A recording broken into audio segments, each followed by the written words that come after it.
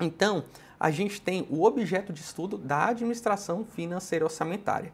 Então, ou seja, o que a gente vai ver daqui até o final do nosso curso.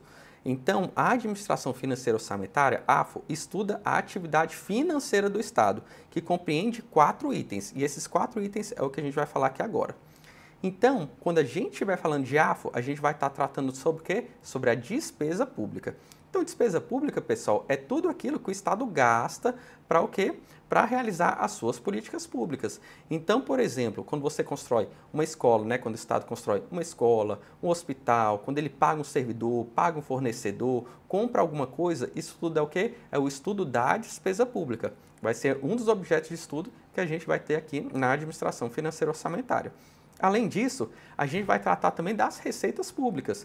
E aqui não só as receitas tributárias. As receitas tributárias é praticamente o ICMS, a gente também vai ver de cada um desses pontos específicos. Mas então aqui, quando a gente estiver falando de administração financeira orçamentária, não vai ser somente dessas receitas tributárias. Como eu falei antes, ICMS, tem o ISS, tem o imposto de renda, a gente paga o IPVA, o IPTU, isso tudo é uma receita tributária, é uma das principais receitas do Estado, mas ela não se limita, aqui a AFO, não se limita a estudar somente as receitas tributárias, a gente vai estudar também as receitas não tributárias, que é, por exemplo, quando o Estado presta um serviço, por exemplo, você tem um metrô ali perto da sua casa, então isso tudo é uma receita de serviços do Estado.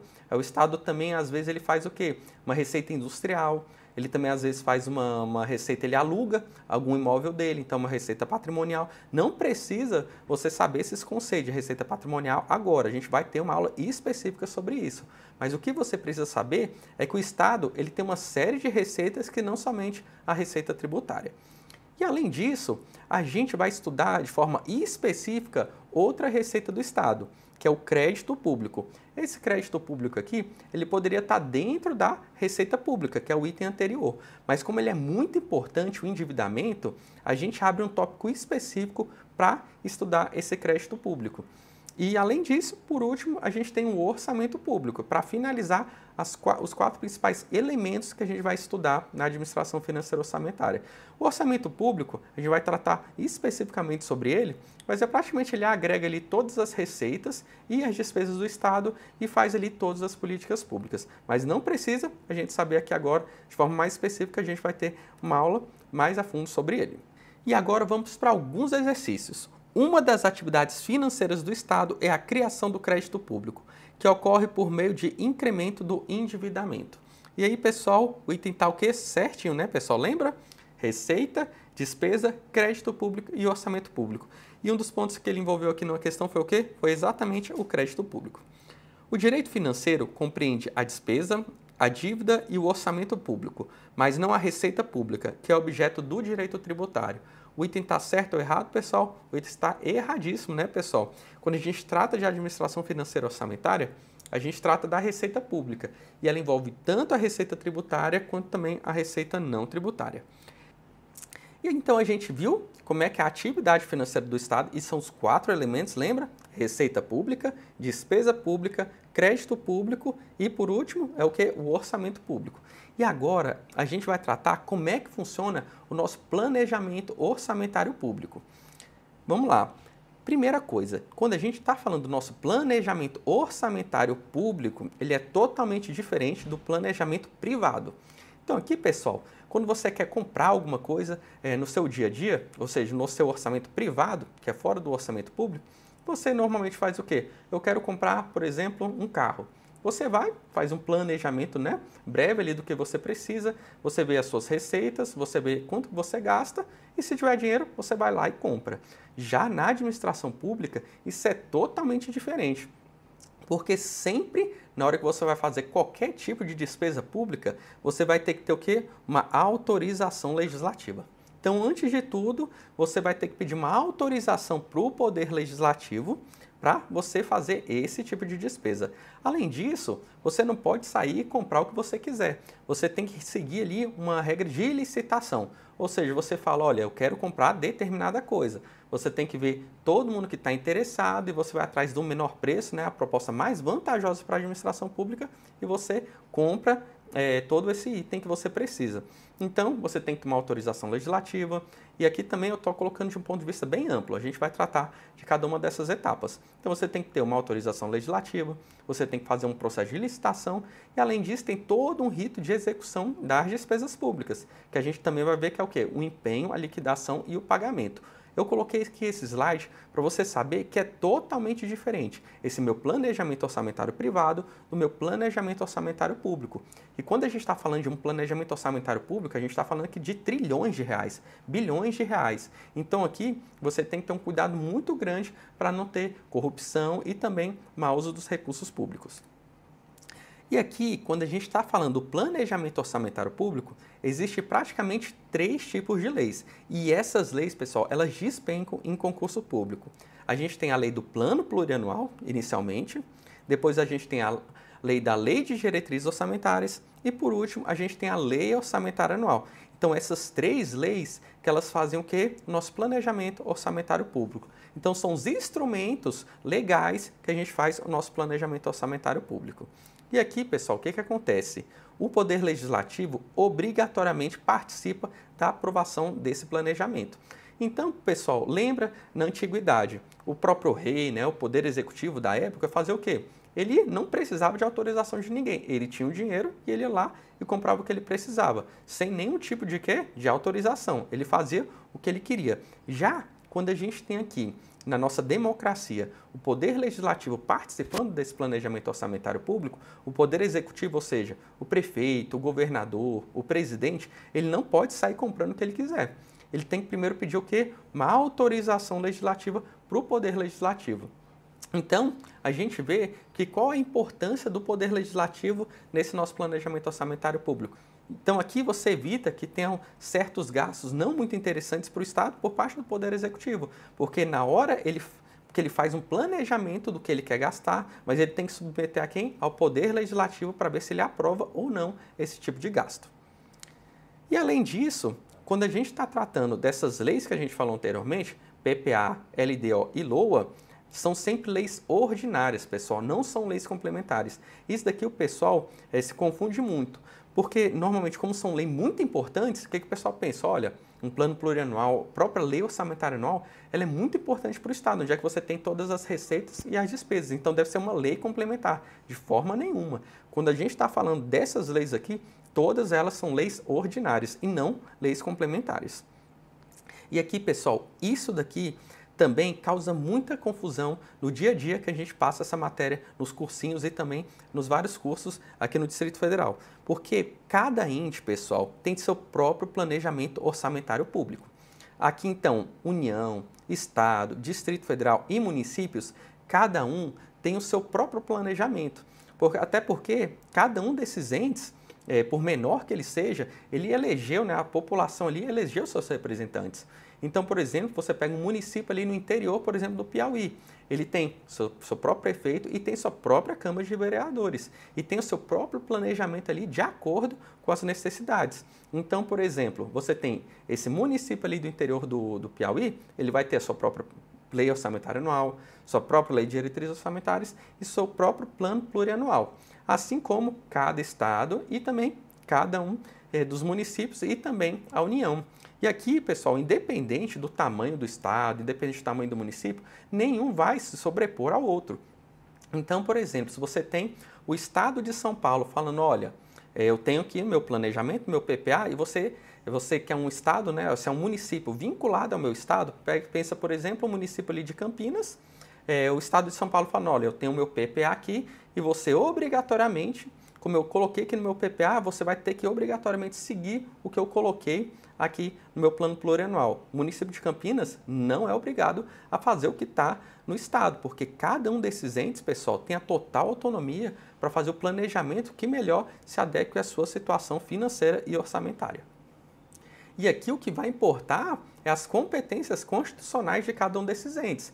Então, por exemplo, a gente tem que a Polícia Federal e a Polícia Rodoviária Federal, onde é que elas têm que estar inseridas? Dentro do orçamento da União Federal, que são o quê? Órgãos federais. Da mesma forma, quando a gente estiver falando por exemplo, de uma polícia militar, de uma polícia civil, de um estado de São Paulo, por exemplo, não pode nem a União regulamentar essa polícia e nem o município ali do estado de São Paulo. E da mesma forma, quando a gente vai falando, por exemplo, de uma guarda municipal de Campinas, não pode, por exemplo, nem o estado de São Paulo, e muito menos a União, regulamentar ali aquela guarda municipal, porque toda essa despesa está vinculada ao município e não ao Estado e muito menos à União. Então aqui, isso que é o federalismo fiscal, que cada um desses entes, né, Estado, Distrito Federal, União e municípios, tem suas próprias competências e tem seu próprio planejamento orçamentário público. E não pode um ente maior vir e tentar interferir desse tipo de solução que esse município, o Estado, enfim, esse outro ente instituiu. Então, já sabendo disso, não existe nenhuma hierarquia entre esses entes federativos. Isso daqui eu acredito que vocês já viram em direito constitucional.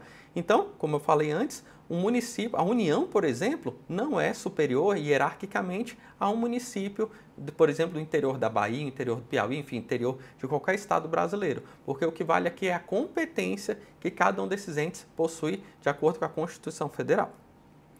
E como eu falei antes, as competências de cada um desses entes estão definidas aonde? Na Constituição Federal. Então aqui, tanto a União quanto o município da Bahia tem seu próprio plano plurianual, lei de diretrizes orçamentárias e lei orçamentária anual. Então é exatamente isso, pessoal. E aqui a gente vai bater mais uma vez, independente do tamanho do município, independente do estado, independente da União, todos esses entes vão ter seu próprio planejamento orçamentário público, que vai englobar plano plurianual, LDO e LOA. E agora então, vamos avançar.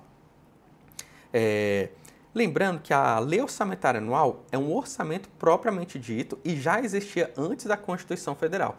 Essa daqui é uma questão que direto cai também em prova. O que acontece? A Constituição Federal de 1988, ela trouxe um viés maior para o planejamento orçamentário público. Antes da Constituição Federal de 1988, só existia o quê? Nossa Lei Orçamentária Anual. Então, o que a gente diz?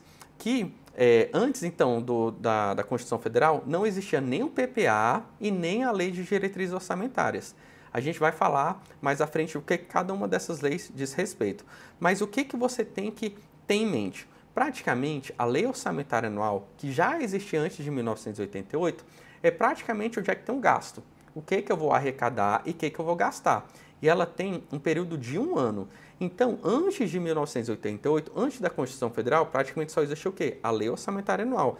Então, você fazia o seu planejamento orçamentário público com base no que eu ia gastar no próximo ano.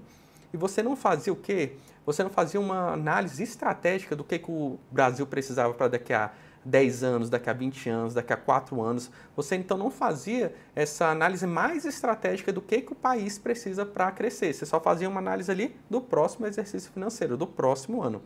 Então o que a Constituição Federal ela fez? Ela criou tanto o plano plurianual quanto a lei de diretrizes orçamentárias. E aqui depois a gente vai ver uma escadinha.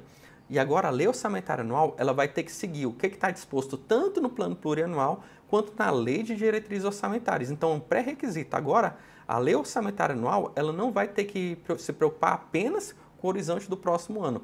Então, a gente vai ver aqui agora que com a Constituição Federal, o nosso objetivo vai ser pensar o Estado a médio prazo e não a curtíssimo prazo que acontecia anteriormente.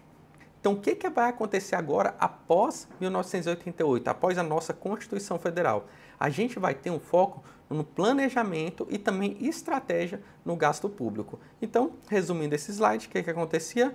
Antes de 1988, praticamente a gente só tinha o quê? A Lei Orçamentária Anual, pensando apenas no próximo exercício. E com a Constituição Federal em 1988, com a criação tanto do PPA quanto da Lei de Diretrizes Orçamentárias, agora o nosso foco não vai ser curtíssimo prazo, mas no planejamento e na estratégia do nosso gasto público. E agora, a gente vai tratar de como é que funciona essa hierarquia no nosso planejamento orçamentário público. Olha lá, quando a gente está tratando do plano plurianual, pessoal, ele vai englobar 4 exercícios financeiros. Está vendo que agora a Constituição Federal, o que é que ela fez? Você não vai pensar apenas no próximo exercício financeiro. No mínimo, você vai pensar no quê? Nos próximos 4 exercícios financeiros. Então, o que é que a gente tem? Que o objetivo do PPA vai ser o quê? Planejar o nosso orçamento público. E qual o período que ele vai ter? 4 anos, ou seja, vai ser 4 exercícios financeiros. E já a LDO, ela vai fazer aqui uma orientação. Ela vai fazer mais ou menos da seguinte forma. O plano plurianual, a gente vai ver mais nas aulas seguintes, que ele é um pouco mais abstrato. Então, o plano plurianual, ele tem lá diretrizes, objetivos, metas, ele é um pouco mais abstrato, ele não tem ali, do ponto de vista, ações mais concretas para o Estado. Então, como ele é um pouco mais amplo, o que a Lei de Diretrizes Orçamentárias ela vem fazendo? Ela vem ali intermediando o nosso plano plurianual e a nossa lei orçamentária anual. Então, ela vai interpretando alguns planejamentos que a gente tem no PPA e já vai colocando ali o que você tem que priorizar para a minha lei orçamentária anual. Então, a nossa lei de diretrizes orçamentárias, ela faz o quê? Ela interpreta o que está no nosso planejamento de médio prazo, que é o plano plurianual, e já coloca ali quais são as prioridades e as metas. E, por último, a gente tem a lei orçamentária anual, que é efetivamente a nossa execução do nosso planejamento orçamentário público. Então, por meio da lei orçamentária anual, o que acontece? É onde é que você tem a compra da viatura da polícia, você tem a nomeação dos servidores, você tem a construção da escola, você tem ali a construção do hospital. Então, isso tudo, pessoal, é nosso planejamento orçamentário público e a sua hierarquia. Então, o que vai acontecer? Para a minha lei orçamentária anual, o que ela vai ter que obedecer? Ela vai ter que obedecer à minha lei de diretrizes orçamentárias. E, por sua vez, a lei de diretrizes orçamentárias, ela vai ter que observar o quê? O meu plano plurianual. Então, ou seja, primeiro eu elaboro o meu plano plurianual, com base no meu plano plurianual, eu elaboro a minha lei de diretrizes orçamentárias e, por fim, com base tanto no plano plurianual quanto também na minha lei de diretrizes orçamentárias, a minha lei orçamentária anual, ela é elaborada. E aqui, pessoal, como vocês podem observar, tanto a minha LDO quanto também a minha lei orçamentária anual, elas se referem a um exercício financeiro. E já o meu plano plurianual, ele se refere ao quê? A 4 exercícios financeiros. Então, por exemplo, o nosso PPA, aqui o atual, ele é de 2024 a 2027. Então, ele engloba o exercício de 2024, 2025, 2026 e 2027. E já, para cada um desses exercícios, vai existir uma própria LDO e uma própria LOA. Então, por exemplo, a gente vai ter aqui de 2024, a gente vai ter a LDO e uma LOA para 2025, uma LDO e uma LOA para 2026 e uma LDO e uma LOA para 2027. E com isso, pessoal, a gente verificou que a nossa hierarquia no nosso planejamento orçamentário público. E a gente vai continuar falando do ciclo de aprovação das leis de planejamento. Por que é importante você prestar atenção no que a gente vai falar aqui agora? Porque é praticamente um pré-requisito para você entender toda a parte do nosso planejamento e orçamento a partir de agora. Tudo se inicia com a elaboração dessas leis. E aqui, pessoal, é tanto o PPA, a LDO e a LOA. O ciclo de aprovação dessas legislações é praticamente o mesmo. O que vai mudar é um prazo de uma para outra. Então, vamos lá. Tudo se inicia com a elaboração dessas leis de planejamento. E como é que funciona essa elaboração, pessoal? Sempre é iniciada com o Poder Executivo. Aqui não existe nenhuma exceção. O Poder Judiciário pode iniciar essas legislações? Não pode. Nem o Judiciário, nem o Legislativo, Ministério Público, Defensoria, ninguém. Somente o Poder Executivo que elabora e inicia o processo dessas leis orçamentárias. Por que somente o Poder Executivo que vai iniciar essas legislações? Porque aqui, pessoal, ele tem mais estrutura. Então aqui, por exemplo, os auditores fiscais da Receita, que são os responsáveis por arrecadar os tributos do Estado, são dentro do Poder Executivo. Você tem também a questão ali do orçamento dentro do Poder Executivo, a questão do Tesouro, do controle interno, enfim, de toda a estrutura que dá base para você elaborar essas legislações dentro do Poder Executivo. Além disso, você tem órgãos, por exemplo, a nível federal, você tem o IPEA, você tem o IBGE, que são órgãos que dão informações macroeconômicas, de alguns dados estatísticos para o Poder Executivo, e todos esses órgãos estão dentro desse poder. Então, por causa disso, por causa do Poder Executivo, ele tem bem mais servidores, e até porque a função típica do Poder Executivo é o quê? É administrar os recursos públicos. Então, por isso que sempre essas leis são elaboradas pelo próprio Poder Executivo. E depois de eu elaborar, o que eu faço? Então, o Poder Executivo, ele elaborou essas leis, mas ele fica sozinho com ela e já executa o orçamento? De forma alguma. Então, o que ele tem que fazer? Ele tem que mandar essa lei para o Poder Legislativo para ele discutir todas essas normas orçamentárias que a gente mandou. Então, por meio dessa discussão e aprovação, o Poder Legislativo, ele observa o que o Poder Executivo encaminhou e, se for o caso, ele pode fazer alguns ajustes ali nessa norma. Então, o que a gente observa? Que após a elaboração pelo Poder Executivo, o projeto é sempre encaminhado ao Poder Legislativo para discussão e aprovação. Então, você está vendo, a elaboração é sempre do Poder Executivo, que a discussão é sempre do Poder Legislativo. E após a elaboração e a discussão pelo Poder Legislativo dessas legislações, acontece a etapa de tanto de execução quanto também de alteração dessas leis. Então vamos lá. Primeira coisa que acontece é a execução. Então o que acontece? Eu elaborei, eu discuti, a lei foi o quê? Publicada. Então inicia ali a execução. Então vamos pegar, por exemplo, o caso da Lei Orçamentária Anual. Depois de publicado, eu já começo ali, eu já posso gastar os recursos públicos. Então isso é o que? É a fase da execução, quando a lei ela já está iniciando ali os seus efeitos. Então, o que a gente observa? Que após a discussão, aprovação e publicação das leis de planejamento, PPA, LDO e LOA, se inicia a fase da execução. E cada uma dessas leis possui prazos específicos. O que está querendo dizer aqui? Que a gente está colocando o ciclo de aprovação apenas de uma forma genérica, né? Ela serve para todas as legislações. Mas cada uma dessas leis que eu falei antes vai ter seu próprio ciclo de aprovação. O que a gente viu antes? Que o PPA, o ciclo de aprovação deles vai ser antes da LDO e, por sua vez, a LDO vai ter que ter o seu ciclo de aprovação antes da minha lei orçamentária anual. E o que pode acontecer também? Durante a minha execução, eu posso verificar que algo ficou de fora. Então, o que eu tenho que fazer? Eu tenho que fazer alguma alteração nessas minhas peças de planejamento.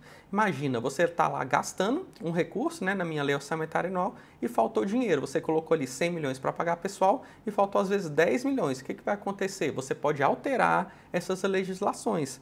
Então, o que a gente está falando aqui? Que caso seja necessário alterações no nosso PPA, LDO e LOA, você tem que caminhar o quê? Um novo projeto de lei. E aqui, pessoal, o que acontece? Como é que foi feita essa lei? O meu PPA, LDO e LOA? Foi por meio de quê? De uma legislação que o Poder Executivo mandou para o Poder Legislativo. Então, caso eu queira fazer qualquer alteração, vai ter que seguir essa mesma forma. O Poder Executivo ele vai verificar qual o tipo de alteração que ele quer fazer, né, o Poder Executivo, e tem que mandar de novo para o Poder Legislativo. E aqui, pessoal, eu coloquei uma observação, mas não se preocupe agora em entender. Mas só para você saber que tem uma exceção aqui, em alguns casos, que você não vai precisar encaminhar de novo para o Poder Legislativo. Que vai ser o caso da minha lei orçamentária anual. Mas a gente vai falar isso mais adiante. Eu só coloquei aqui que existe uma exceção bem específica, mas a gente vai tratar isso nas próximas aulas, que é o quê? A LOA, ela tem algumas exceções que dispensam um novo projeto de lei. Então, a gente depois vai falar mais à frente, que é um caso dos créditos suplementares, você não vai precisar encaminhar um novo projeto de lei para o Poder Legislativo. Que aqui, a própria Constituição, ela já falou, olha, nesses casos aqui, o próprio Poder Executivo, ele pode já fazer essas alterações de forma direta sem precisar do Poder Legislativo, mas só em alguns casos bem específicos. Mas, de forma geral, o que acontece? No PPA, LDO e LOA, qualquer alteração, a princípio, você tem que mandar onde? Para o Poder Legislativo, a não ser no caso da LOA, em algumas situações bem específicas que o próprio Poder Executivo pode fazer essa alteração diretamente. Então, vamos lá. Então, a gente já fez a nossa elaboração, discussão, execução, alteração e, por último, o que a gente faz? A nossa avaliação das políticas públicas. O que acontece aqui, pessoal? A gente sempre tem que estar avaliando como é que estão as nossas políticas públicas. Vamos lá, eu fiz determinado gasto na área, por exemplo, de transporte público. Então, eu fiz o quê? Minha elaboração do meu planejamento, né? Coloquei no PPA, LDO e LOA, no meu planejamento do transporte público, questão de passe livres, né? Política tarifária. Eu fiz isso tudo, o Poder Executivo ele elaborou, mandou para o Poder Legislativo, ele deu ok, a lei foi publicada, teve a minha execução, precisei de alguma alteração, fui lá e fiz. Mas, por último, o que tem que acontecer? Eu tenho que avaliar se essa minha política, por exemplo, de transporte público, ela foi útil para a sociedade. Então aqui eu tenho que fazer ali toda uma avaliação para saber se eu tenho que continuar ou não com esse tipo de política. Ou então eu ir para outro tipo de necessidade, eu colocar recurso em outros lugares mais prioritários. Então sempre você tem que estar fazendo o quê? Uma avaliação se todos esses meus instrumentos de planejamento eles estão sendo úteis ou não para a sociedade. Então a avaliação ela é necessária para você fazer o quê? Sempre verificar se a política pública ela está sendo efetiva. Então vamos lá. Na avaliação, deve observar no que couber o que? Os resultados do monitoramento e da avaliação das políticas públicas. Eu sempre tenho que estar fazendo o que? Um monitoramento e avaliando todos os gastos do Estado. E agora vamos fazer algumas questões para verificar como é que as bancas cobram isso em prova. Vamos lá. As leis de planejamento são leis complementares. E aí, pessoal? O item tá o quê? Tá errado, né? Não são leis complementares. Plano plurianual, lei de diretrizes orçamentárias, lei orçamentária anual, são todos o que? Leis ordinárias, não são leis complementares. E lembra ali na parte do direito constitucional, lei ordinária é aquelas que são aprovadas por maioria simples, né? Dos presentes. E já as leis complementares são aquelas que sempre têm que ser aprovadas por maioria que é absoluta dos congressistas. Então as leis complementares são mais difíceis de ser aprovadas, mas nem por isso, por mais que seja importante nessas leis de planejamento, nenhuma delas precisam ser leis complementares, são todas o que? Leis ordinárias. As leis de planejamento devem observar no que couber e na forma da lei os resultados do monitoramento e da avaliação das políticas públicas. E aí o item está certo ou está errado? O item está certíssimo, né, pessoal? Lembra a questão da avaliação que a gente viu no slide anterior? Sempre você tem que fazer o quê? Um monitoramento e a avaliação das políticas públicas para saber se as minhas legislações elas estão sendo corretas ou tem que fazer algum tipo de correção. E agora vamos lá. O plano plurianual é elaborado pela União e seguido por todos os entes da federação. E aí, pessoal, o que você acha? O item está errado, né, pessoal? Porque todos os entes têm seu próprio PPA, assim como sua lei de diretrizes orçamentárias e também a sua própria lei orçamentária anual. Então aqui, por menor que seja o ente, ele tem total autonomia para elaborar tanto seu PPA, tanto sua lei de diretrizes orçamentárias quanto a sua lei orçamentária anual. Ele não deve ali obediência para o PPA da União, por exemplo. E para finalizar a questão da nossa administração financeira e orçamentária, nossa noção introdutória, eu vou falar um pouco sobre a competência concorrente, que é uma competência que está inserida na nossa administração financeira e orçamentária. Então, antes de tudo, a Constituição Federal, ela fala que compete à União, aos Estados e ao Distrito Federal legislar concorrentemente sobre o quê? Direito financeiro, direito tributário e orçamento público. Então aqui, pessoal, com base na Constituição Federal, a gente verifica que a administração financeira e orçamentária, aqui a gente pode englobar essa nossa matéria no primeiro e no terceiro ponto, que é tanto do direito financeiro quanto também do orçamento público. Então, o que a Constituição fala? Que, olha, a matéria de administração financeira e orçamentária, que engloba, né, o direito financeiro e o orçamento público, ela está no âmbito da competência concorrente. Mas, pessoal, o que significa essa competência concorrente? Para quem não viu o direito constitucional, essa competência concorrente funciona da seguinte forma. A União, ela estabelece normas gerais, quando a gente está falando de competência concorrente, e já os estados e o Distrito Federal, eles legislam de forma suplementar, de forma a não contrariar as normas gerais. Então vamos lá, tentar traduzir o que diz essa competência concorrente. E aqui não vamos confundir com a autonomia que cada um dos entes tem para fazer suas próprias leis de planejamento. Então o que a gente viu? Que o Estado, o município, o Distrito Federal e a União, cada um deles faz o seu PPA, LDO e LOA de acordo com as suas necessidades. Mas o que diz respeito aqui à minha competência concorrente? Esse meu planejamento, imagina, se um estado fizesse um planejamento e já um município, ele fizesse o seu planejamento próprio, mas de forma que não comunicasse com o planejamento estadual. A gente não está falando aqui que um vai intervir no outro, mas o que a gente está falando? Que eles têm que ter uma linguagem comum.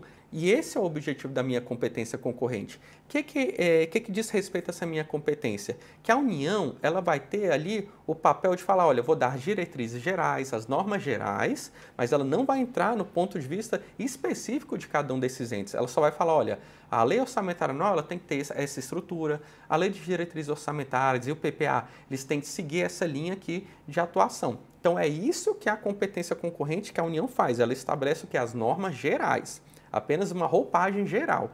Já os estados e o Distrito Federal, eles vão falar o seguinte, olha, vamos supor o estado ali de São Paulo, ele vai observar o que a União, ela fez de normas gerais, e ela vai fazer algumas questões específicas ali para o estado de São Paulo, de forma a não contrariar as normas gerais da União. Mas é que a gente está falando do ponto de vista mais estrutural da peça orçamentária, não do ponto de vista ali o que obrigatoriamente cada ente tem que colocar. E já o município, o que ele vai ter que observar? Essas normas gerais da União, ele vai ter que observar essas normas específicas que o Estado de São Paulo fez, mas ele vai ter total autonomia com base dessas normas gerais específicas do Estado em que ele está envolvido, ele vai ter total autonomia observando essas regras gerais para fazer o seu planejamento orçamentário público. Então aqui a competência concorrente ela não tira a autonomia dos estados, dos municípios e da União.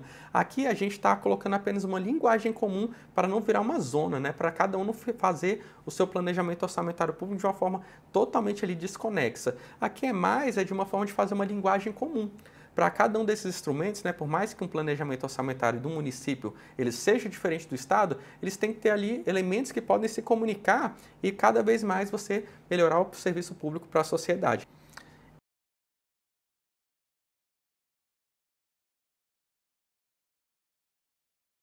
A gente já viu a parte do ciclo orçamentário e agora a gente vai começar falando sobre o plano plurianual.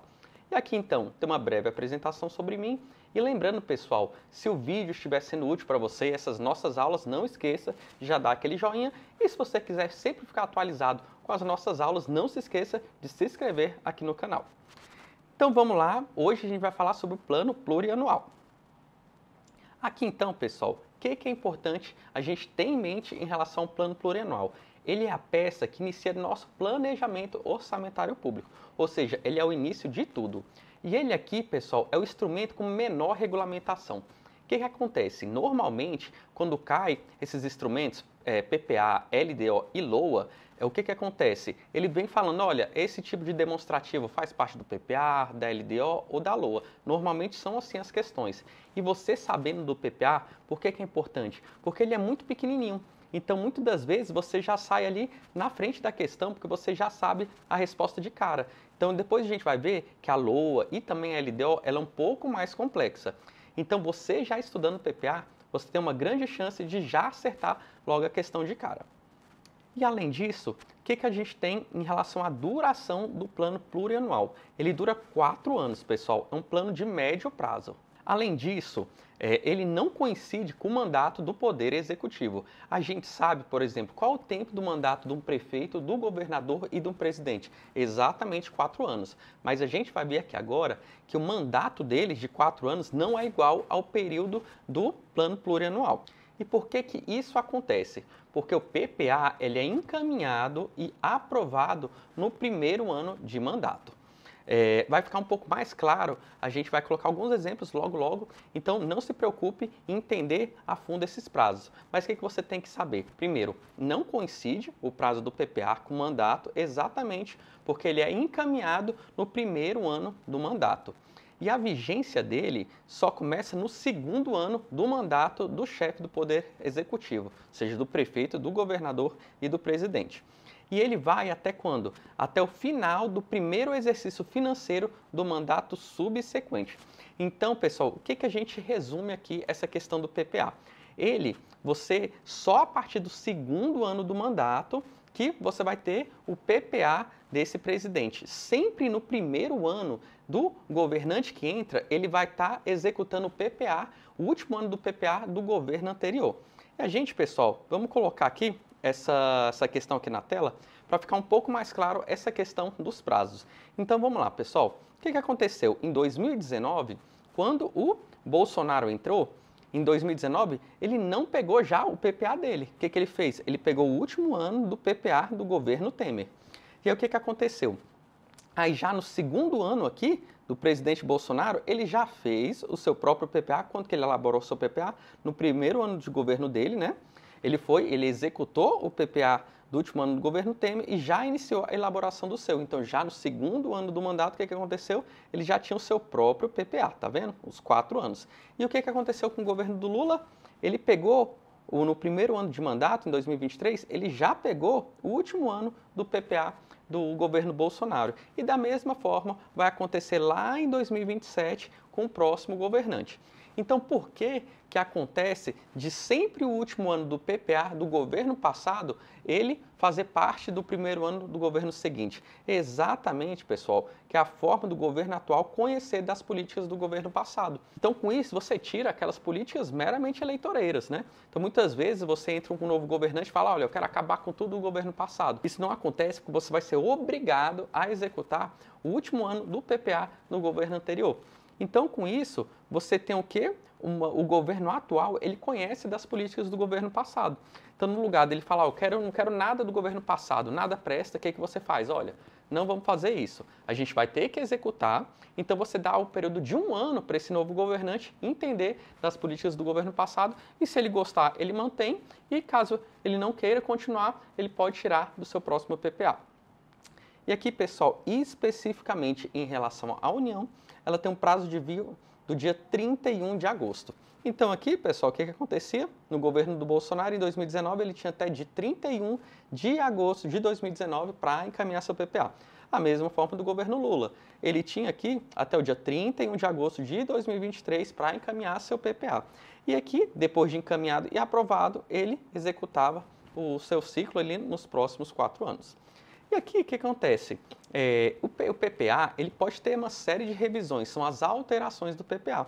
Até porque o PPA ele tem o quê? O horizonte de 4 anos. Então, não faz sentido você encaminhar um planejamento e não poder alterar esse planejamento. Então, aqui não tem problema nenhum você alterar o PPA nesse percurso aqui. É só você fazer as revisões desse plano. E agora, então, pessoal, vamos fazer alguns exercícios para ver, então, se a gente está sabendo em relação ao PPA. O plano plurianual se inicia no segundo ano de mandato do presidente e tem vigência de 4 anos. E aí, pessoal, é no primeiro ou no segundo ano de mandato que o PPA ele se inicia? Na verdade, a questão está certa, né? Exatamente, ele sempre vai se iniciar onde? No segundo ano do mandato do presidente, do governador ou do prefeito. O plano plurianual equivale a um plano de médio prazo, abrangendo um período de 4 anos. E aí, pessoal, o item está certinho também, né? E aqui, pessoal, o que acontece? Muitas questões colocam aqui como sendo um plano de longo prazo. Não é, pessoal. O PPA ele é um plano de médio prazo. Depois, aqui, na sequência dessa aula, a gente vai ver alguns planos de longo prazo, que normalmente são planos de quê? De 10, 20 anos. Mas já o PPA, só que o período de 4 anos, ele é um plano de médio prazo e não de longo prazo. A vigência do plano plurianual inicia-se no segundo ano de mandato do chefe do Poder Executivo e termina no último dia do 4º ano de mandato. E aí, pessoal, o item está certo ou errado? Está errado, né, pessoal? Ele se inicia no segundo ano de mandato? Certinho. E ele termina no último dia do 4º ano de mandato? Não. Quando que ele vai terminar? No último dia do 1º ano do mandato subsequente. Então, ou seja, vai ser somente no próximo mandato. O PPA norteia a elaboração da Lei de Diretrizes Orçamentárias e da Lei Orçamentária Anual e garante a continuidade de ações de um governo para o governo seguinte. E aí, pessoal, tá o quê? Certíssimo, né, pessoal? Exatamente. O PPA, ele vem antes tanto da Lei de Diretrizes Orçamentárias quanto também da Lei Orçamentária Anual. E já a Lei de Diretrizes Orçamentárias, ela vem sempre antes de quê? Da Lei Orçamentária Anual. Então, aqui, o PPA, ele vai ser o quê? Vai ser um norte, tanto para a LDO quanto também para a LOA, e ele vai garantir a continuidade das ações de um governo para o governo seguinte. Por quê que vai garantir essas continuidades dessas ações? Porque sempre o governo que estiver entrando, ele vai estar executando o PPA do último ano do governo anterior. Então, o item está certinho. Suponha que um investimento em infraestrutura tenha se tornado urgente no estado do Rio de Janeiro. Contudo, sua duração seja superior a um exercício financeiro e ele não esteja previsto no plano plurianual vigente. Nessa situação hipotética, esse investimento deverá ser adiado até a aprovação do próximo plano plurianual. E aí, pessoal, Você acha que está certo ou errado? Está erradíssimo, né, pessoal? Imagina, eu tenho algo urgente, eu tenho que esperar 4 anos para eu resolver essa situação de forma alguma. Então, você pode fazer o que? Essas revisões do PPA a qualquer momento. Continuando nas questões. A competência para o envio ao Congresso Nacional do projeto de plano plurianual é exclusiva dos chefes dos poderes executivo, legislativo e judiciário. E aí, pessoal, o item está erradíssimo, né? Lembra, aqui a gente falou na aula passada, sempre quem inicia o processo legislativo, tanto do PPA, da LDO e da LOA, é sempre quem? Poder executivo, e nunca poder legislativo ou poder judiciário. Então, é uma competência exclusiva de quem? Do chefe do poder executivo. O PPA possui vigência quadrienal, não coincidente com o mandato do chefe do poder executivo. E aí, pessoal, o item está certinho, né? Exatamente isso. Qual o período do PPA? Médio prazo de 4 anos e não coincide com o mandato do chefe do Poder Executivo. O primeiro ano de um governo eleito é regido pelo último ano de vigência do plano plurianual do governo imediatamente anterior. E aí, está mais uma vez certo o item, né, pessoal? Exatamente a forma de você manter a continuidade das ações dos governos. E agora vamos para a próxima questão. Aprovado sempre no segundo ano de cada mandato presidencial, o plano plurianual tem vigência por 4 anos. E aí, o item está errado, pessoal. Aqui foi uma pegadinha. O que acontece? Ele é aprovado, não é no segundo ano, ele é aprovado no primeiro ano do mandato, para ele já entrar em vigência no segundo ano de mandato do governante. Então, vamos ficar um pouco aqui mais claro para vocês, olha só. Então, em 2019, o que aconteceu? No primeiro ano do Bolsonaro, ele já encaminhou o PPA dele e já aprovou. Por quê? Porque já em 2020 já estava em vigência o quê? O PPA, o seu novo PPA. Então, ou seja, esse PPA aqui que de 2020 a 2023, ele foi encaminhado quando? Em 2019, aprovado em 2019 para ele já entrar em vigência já em 2020. Aí é exatamente isso que a questão está falando. Então vamos repetir mais uma vez? Olha só. Então vamos repetir mais uma vez? Olha lá. Aprovado sempre no segundo ano de cada mandato presidencial, o plano plurianual tem vigência por 4 anos. Então, é o que a gente falou. Ele não é aprovado no segundo ano. É sempre no quê? No primeiro ano. E já a vigência dele é a partir do segundo ano. E agora, então, pessoal, a gente já viu um panorama geral do nosso plano plurianual. E agora, a gente vai falar de algumas características básicas que tem em todo o plano plurianual. E aqui, pessoal, olha só, esse artigo 165, parágrafo 1º, você tem que ter decorado quando você estiver estudando administração financeira orçamentária. Aqui é praticamente o resumo de tudo que o PPA tem de ter. E aqui está dentro do artigo 165, parágrafo 1º da Constituição Federal. Vamos lá. A lei que institui o plano plurianual estabelecerá de forma regionalizada as diretrizes, objetivos e metas da administração pública federal para as despesas de capital e outras delas decorrentes, e para as relativas aos programas de duração continuada. Aqui a gente leu, mas possivelmente você vai ficar cheio de dúvidas. O que a gente vai fazer agora? A gente vai destrinchar cada um desses pontos do plano plurianual. E lembra, pessoal, que a gente falou na aula passada que a União, na competência concorrente, ela vai estabelecer o que? As normas gerais, e já os estados e o Distrito Federal vai legislar de forma o quê? Específica. E aqui, pessoal, é exatamente o caso da União estabelecendo as normas gerais. Porque então, independente do plano plurianual, se for aqui no Distrito Federal, se for na União, se for no município, se for no estado, sempre o PPA vai ter que ter essa composição. Aí é exatamente isso que essa competência concorrente faz, porque ele define aqui o que tem que ter o conteúdo mínimo do PPA, mas já do ponto de vista específico, né, das finanças públicas de cada um dos entes, esses entes vão ter autonomia para fazer o PPA da melhor forma que ser interessante para eles. No entanto, tem que seguir o quê? Todo esse arcabouço aqui que foi definido pela União. Então vamos agora falar de cada um desses pontos. Então vamos lá. Primeiro, o PPA, ele define as diretrizes, objetivos e metas. Aqui a gente pode falar como se fosse um DOM. Então, coloque aqui DOM na prova para você saber, toda vez que aparecer diretrizes, objetivos e metas, o DOM é o que? É o plano plurianual. E aqui, pessoal, o que acontece? Quando a gente fala de diretrizes, objetivos, metas, normalmente a gente está falando de algo mais abstrato, ou seja, um caminho a ser seguido. Então, por exemplo, quando a gente estiver falando de caminhos, né, diretrizes, objetivos e metas, por exemplo, para o Brasil, o que a gente pode estar falando? Olha, a gente precisa investir o quê? Em infraestrutura. É o caso, por exemplo, da gente fazer várias rodovias pelo país. Além disso, a gente tem que investir o quê? Em educação. Fora isso, a gente também tem que ter infraestrutura, por exemplo, de escoamento de mercadoria, de portos, né, aeroportos, além de construção de habitações populares.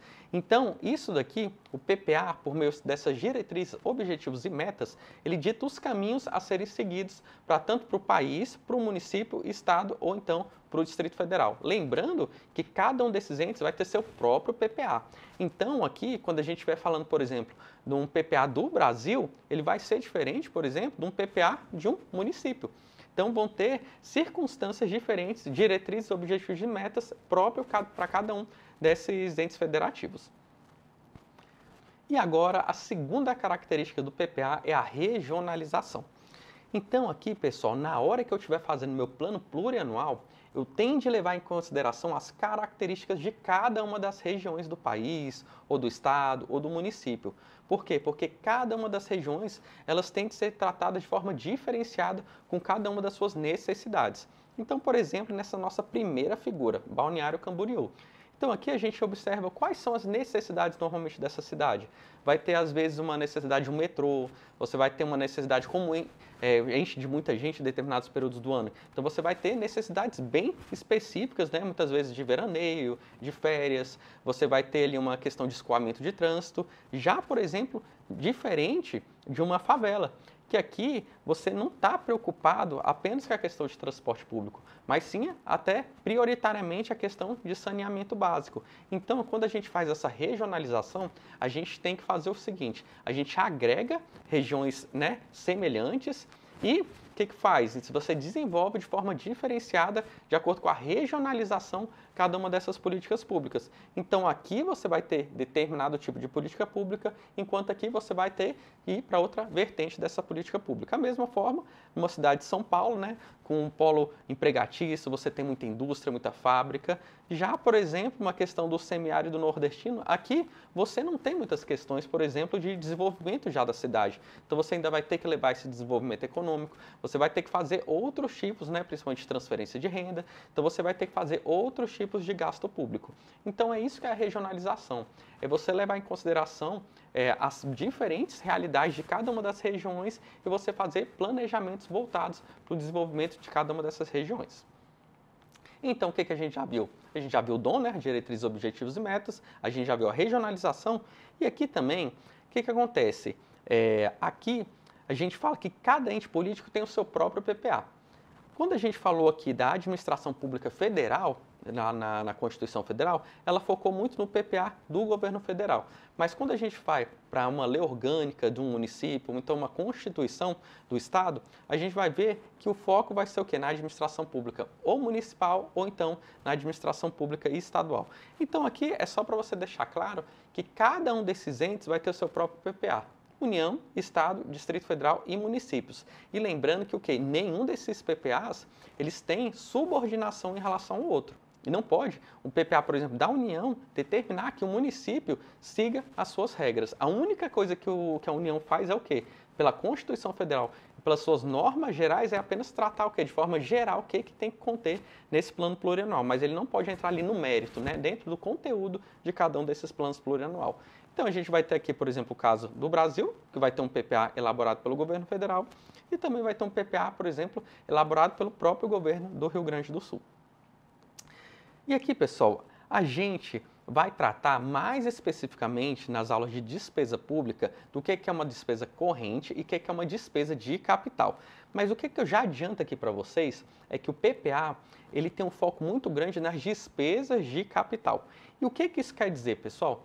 As despesas de capital normalmente são aquelas despesas que não estão relacionadas à manutenção da máquina pública. A despesa corrente, por outro lado, elas são relacionadas à manutenção da máquina pública.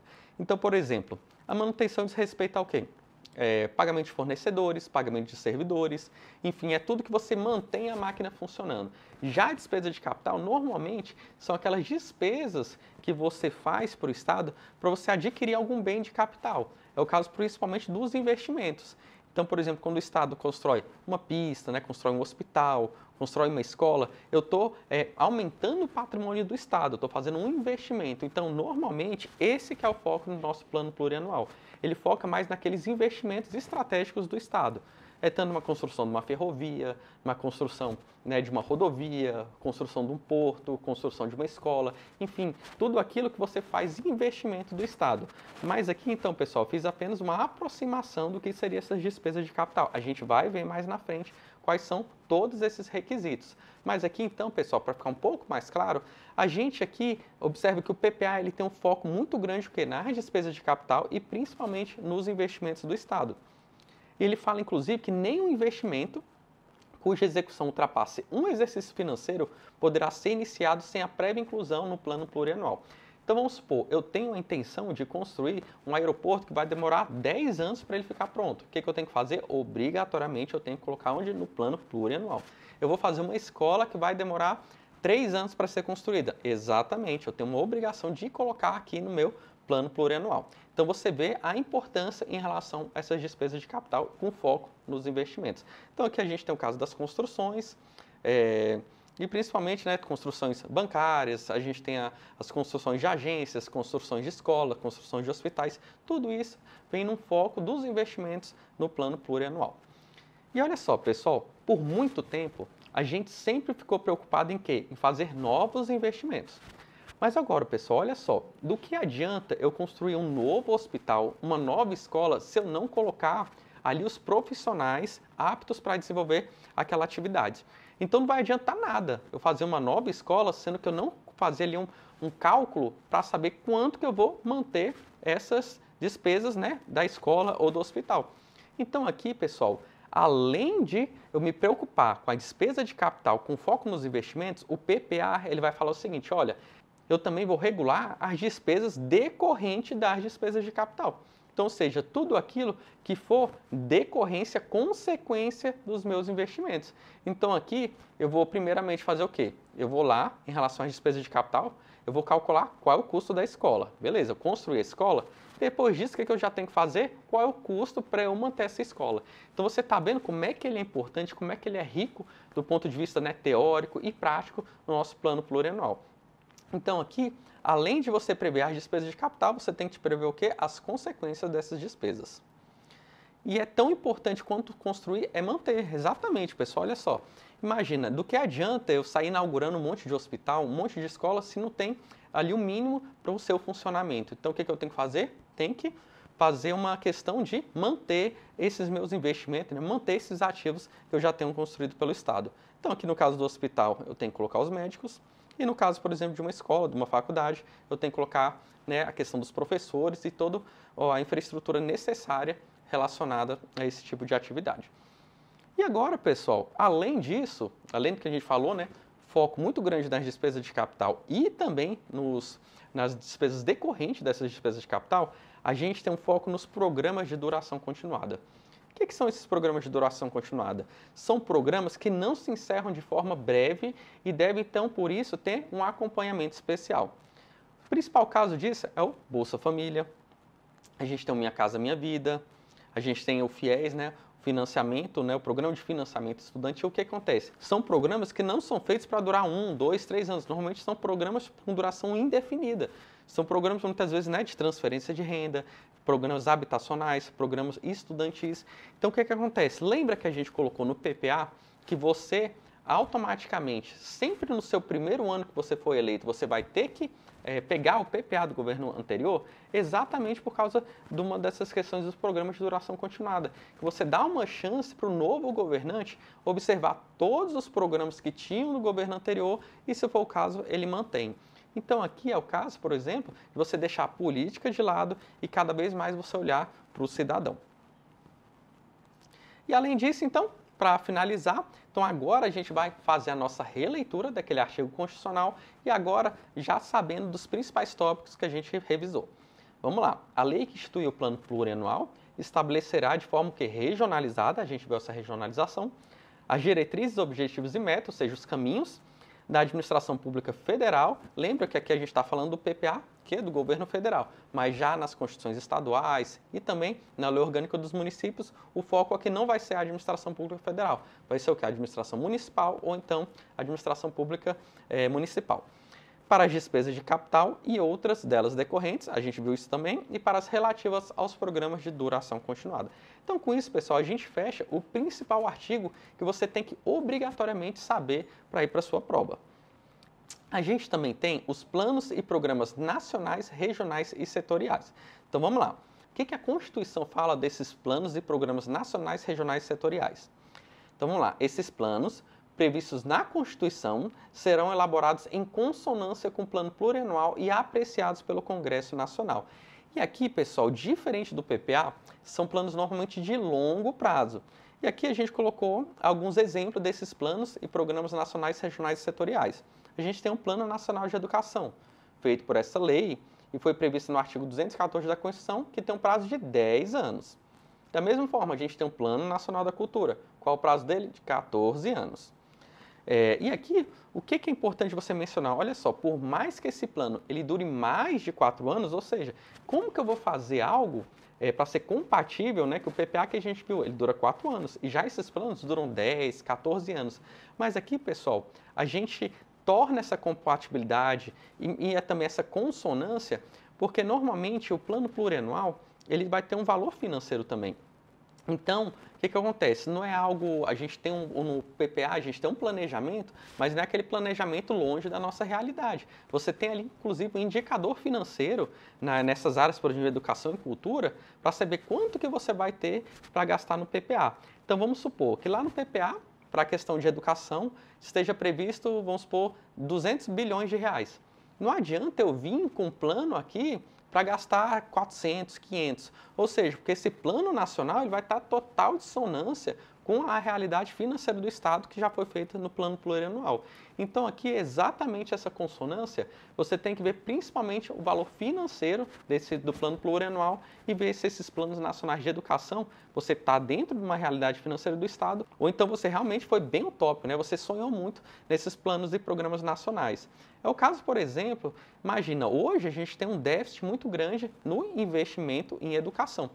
Imagina se vem um plano, por exemplo, nacional de educação e fala, ó, olha, atualmente a gente tem, às vezes, um professor para cada 30, 40 alunos. E vem um plano falando que agora vai ter um professor por aluno. Então vai ser algo totalmente fora da realidade financeira do Estado. Então isso não tem como estar em consonância com esse tipo de planejamento de médio prazo, que é o plano plurianual. Então é exatamente isso. O que você tem que saber, que esses planos de longo prazo, eles têm que ser feitos em consonância com o meu plano plurianual.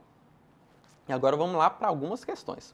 O plano plurianual é o instrumento de planejamento que estabelece de forma unificada em nível nacional diretrizes, objetivos e metas para um período de 4 anos. E aí, pessoal, o item está certo ou está errado? O item está errado, né, pessoal? Não é de forma unificada, é de forma regionalizada. Próxima questão. As metas, os objetivos e as diretrizes da administração pública federal relacionados às despesas de capital e outras delas decorrentes, além das despesas relativas aos programas de duração continuada, devem constar de forma regionalizada na lei que institui o plano plurianual. E aí, o que você acha, pessoal? O item está certinho, exatamente isso. O que aconteceu? Você fez aqui praticamente um resumo de tudo que a gente estudou no nosso plano plurianual. E aqui, pessoal, vai um alerta. O que acontece? Normalmente as bancas, por mais que sejam concursos estaduais ou municipais, normalmente elas sempre buscam o texto federal. Olha só, você viu que por mais que seja aqui um concurso do Espírito Santo, ele poderia pegar o próprio PPA do Estado, mas não, ele focou aqui no qual? Nas diretrizes e objetivos da Administração Pública Federal, que ele focou aqui no texto da Constituição Federal. Isso daqui não deixa o item errado. É só para você se atentar. Muitas das vezes, se você for muito específico, fala, olha, ele está falando que a gente está no estado do Espírito Santo, a gente está fazendo um concurso, então aqui não é a administração pública federal, é a administração pública estadual. Então aqui seria o certo da questão. Mas aqui, como as bancas, né, elas costumam pegar o texto constitucional, o texto, né, da República Federativa do Brasil, então eles normalmente sempre vão fazer menção ao PPA da União. Inclusive os prazos, a gente verifica, por exemplo, aqui no Distrito Federal, os prazos são bem diferentes. Mas quando cai um PPA, inclusive aqui no Distrito Federal, no concurso distrital, muitas vezes eles usam até o prazo do governo federal e não o prazo aqui do nosso ente próprio, né? Então, por isso, ficar bem atento, pessoal, que as bancas realmente elas não fazem muito essa diferenciação de onde que é o lugar do PPA, da LDO e da LOA. Eles sempre vão fazer mais sempre a menção do governo federal. E a próxima questão, a Constituição Federal de 1988 prevê a elaboração de planos nacionais de desenvolvimento para áreas específicas, os quais independem de adequação ao plano plurianual e são isentos de apreciação pelo Congresso Nacional. E aí, pessoal, o item está errado ou está certo? Está erradíssimo, né, pessoal? Sempre quando eu for fazer esses planos, né, que a gente viu, regionais, setoriais ou nacionais, eles sempre têm de estar em adequação ao quê? Ao meu plano plurianual. Em relação ao plano plurianual, é correto afirmar que a lei que o instituir compreenderá as metas e prioridades da administração pública federal. E aí, pessoal, a gente em algum momento aqui falou de prioridades? Não falou, né, pessoal? Sempre o PPA vai ser o quê? Diretrizes, objetivos e metas, o DOM. Não são as metas e prioridades. Então, o item tal que está erradíssimo. A gente vai ver na próxima aula que a gente vai tratar da LDO, que enquanto o PPA a gente está falando do DOM, né, diretrizes, objetivos e metas, a Lei de Diretrizes Orçamentárias vai falar sobre a MP, que são as metas e prioridades. Então, lembre, diretrizes, objetivos e metas, DOM é o PPA e MP está o quê? Na LDO. E agora vamos continuar as nossas questões. O instrumento que dispõe sobre as diretrizes, objetivos e metas da administração pública para as despesas de capital está relacionado com a perspectiva do planejamento estratégico. E aí, o item está certinho, pessoal. Quando a gente vai falando do plano plurianual, nosso planejamento de médio prazo, planejamento de 4 anos, a gente está falando exatamente da perspectiva do que? Do nosso planejamento estratégico da nossa administração pública. A lei que instituiu o plano plurianual deve estabelecer de forma regionalizada os objetivos e as metas da administração pública, seguindo as diretrizes determinadas pela Lei de Diretrizes Orçamentárias. E aí o item está certo, está errado? Está errado, né, pessoal? Não é o PPA que segue a Lei de Diretrizes Orçamentárias, mas sim a Lei de Diretrizes Orçamentárias que tem que seguir o que está disposto no nosso plano plurianual. A lei do plano plurianual deve estabelecer de forma centralizada as diretrizes, os objetivos e as metas da administração pública federal. E aí tá errado, né, pessoal? Não é de forma centralizada, é de forma que é regionalizada. As despesas relativas a um programa governamental cuja duração seja continuada devem ser previstas no plano plurianual. E aí tem tal certinho, né, pessoal? Mais uma revisão aqui do nosso plano plurianual. Pessoal, olha só, o que a gente falou aqui sobre o plano plurianual, você vai conseguir acertar toda a questão que tratar sobre esse assunto.